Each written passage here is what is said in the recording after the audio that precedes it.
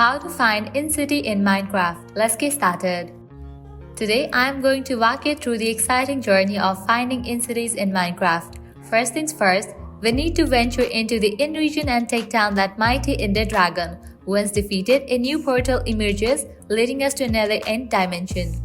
Now to access this portal, you will need an Ender Pearl. Simply toss it into the portal and you will be whisked away to another in-region where in-cities await. But wait, there's another method. If you are keen on efficiency, you can use a simple command.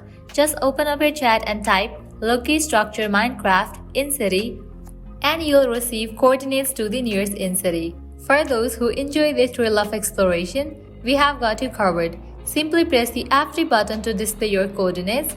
Head towards around 1200 on the x-axis and then journey along the z-axis. And just like that, you will stumble upon these magnificent in-cities. Remember, persistence is key. If you don't find one in your first attempt, try reversing your direction along the z-axis. And there you have it. With these tips, you are now equipped to embark on a quest to discover in-cities in Minecraft. Happy exploring and I'll catch you in the next video. Don't forget to like, subscribe and hit that notification bell for more Minecraft content. Until next time, happy crafting!